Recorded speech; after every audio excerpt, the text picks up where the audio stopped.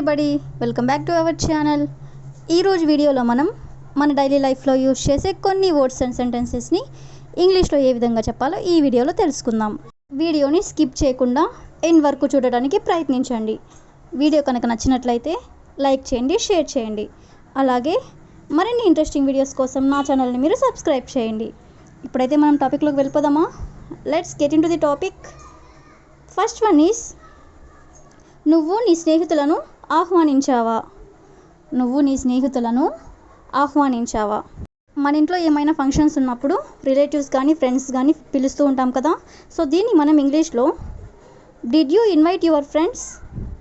Did you invite your friends అంటే నువ్వు నీ స్నేహితులను ఆహ్వానించావా అని. నెక్స్ట్ వన్ ఈస్, నాకు కూల్ డ్రింక్స్ అంటే ఇష్టం ఉండదు. నాకు కూల్ డ్రింక్స్ అంటే ఇష్టం ఉండదు. కూల్ డ్రింక్స్ని ఇష్టపడని వాళ్ళు చాలామంది ఉంటారు కదా. సో దీన్ని మనం ఇంగ్లీష్లో I don't like cool drinks. I don't like cool drinks అంటే నాకు కూల్ డ్రింక్స్ అంటే ఇష్టం ఉండదు అని. నెక్స్ట్ వన్ ఈస్, అది నాకు ఏమాత్రం ప్రయోజనం కలిగించదు. అది నాకు ఏమాత్రం ప్రయోజనం కలిగించదు అంటే దానివల్ల నాకు ఎలాంటి ఉపయోగం ఉండదు అని. సో దీన్ని మనం ఇంగ్లీష్లో that would not benefit me at all. That would not benefit me at all అంటే అది నాకు ఏమాత్రం కూడా ప్రయోజనం కలిగించదు అని. నెక్స్ట్ వన్ ఈస్, మేము కొత్త బట్టలు కొన్నాము. మేము కొత్త బట్టలు కొన్నాము. సో దీన్ని ఇంగ్లీష్లో we bought new clothes. We bought new clothes అంటే మేము కొత్త బట్టలు కొన్నాము అని. నెక్స్ట్ సెంటెన్స్ ఈస్, నువ్వు ఎందుకు నవ్వుతున్నావు? నువ్వు ఎందుకు నవ్వుతున్నావు? జనరల్గా మనం ఇలా అంటూ ఉంటాం కదా. సో దీన్ని మనం ఇంగ్లీష్లో why are you laughing? Why are you laughing అంటే నువ్వు ఎందుకు నవ్వుతున్నావు అని. నెక్స్ట్ వన్ ఈస్, కాఫీ చల్లారిపోతుంది. కాఫీ చల్లారిపోతుంది. సో దీన్ని ఇంగ్లీష్లో coffee is getting cold. Coffee is getting cold అంటే కాఫీ చల్లారిపోతుంది అని. నెక్స్ట్ వన్ ఈస్, అతను ఏ పని చేయడు. అతను ఏ పని చేయడు. దీన్ని ఇంగ్లీష్లో he doesn't do any work.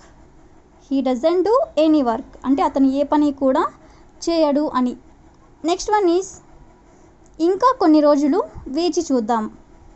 ఇంకా కొన్ని రోజులు వేచి చూద్దాం అంటే ఇంకొన్ని రోజులు వెయిట్ చేద్దామని. సో దీన్ని ఇంగ్లీష్లో let us wait for a few more days.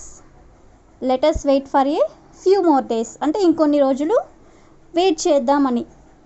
Next one is, నువ్వు కోల్పోయేది ఏమీ లేదు.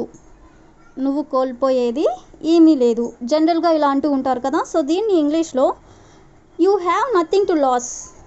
You have nothing to lose అంటే నువ్వు కోల్పోయేది ఏమీ లేదు అని. నెక్స్ట్ వన్ ఈస్, నేను ఈ పని చేయాలి. నేను ఈ పని చేయాలి. సో దీన్ని ఇంగ్లీష్లో I have to do this work. I have to do this work అంటే నేను ఈ పని చేయాలి అని. నెక్స్ట్ వన్ ఈస్, ఇక్కడి నుండి వెళ్ళిపో. ఇక్కడి నుండి వెళ్ళిపో. Get away from here. Get away from here అంటే ఇక్కడ నుండి వెళ్ళిపో అని.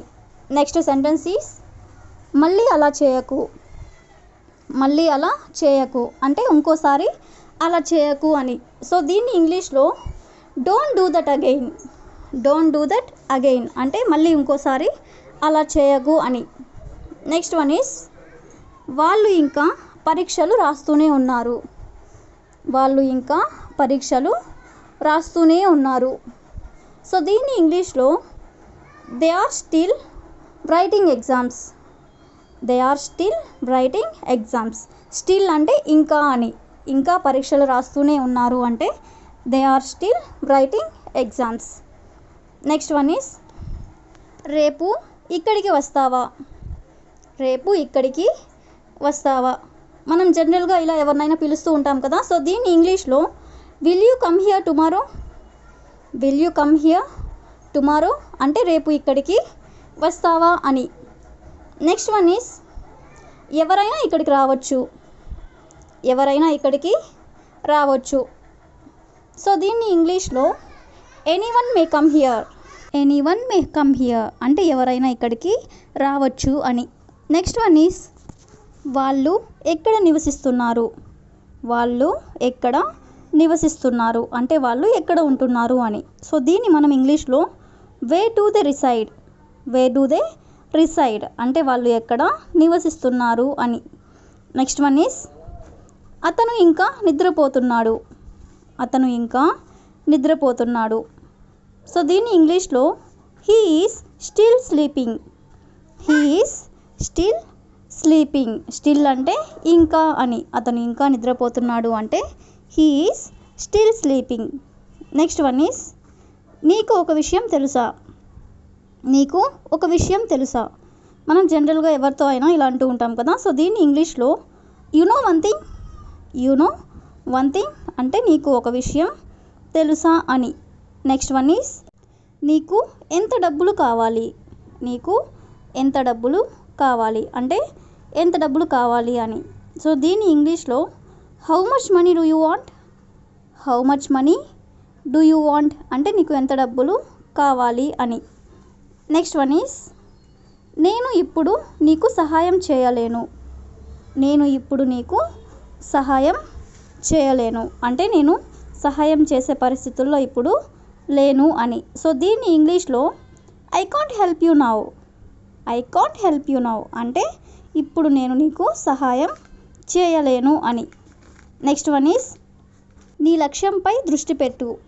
నీ లక్ష్యంపై దృష్టి పెట్టు ఇలా అంటూ ఉంటారు కదా. సో దీన్ని ఇంగ్లీష్లో focus on your goal. Focus on your goal అంటే నీ లక్ష్యంపై నువ్వు దృష్టి పెట్టు అని. నెక్స్ట్ వన్ ఈజ్ మీరు అలా చేయకూడదు. మీరు అలా చేయకూడదు అంటే మీరు ఆ విధంగా చేయకూడదు అని.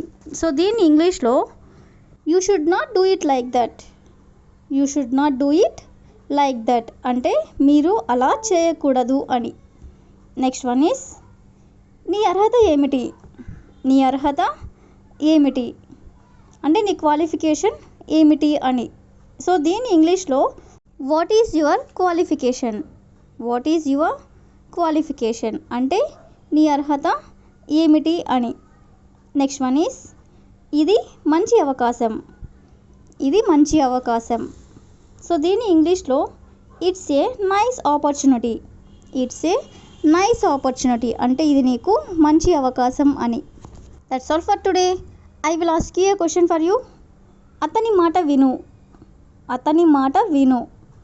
If you know this one in English, please comment in the comment section. Thank you for watching.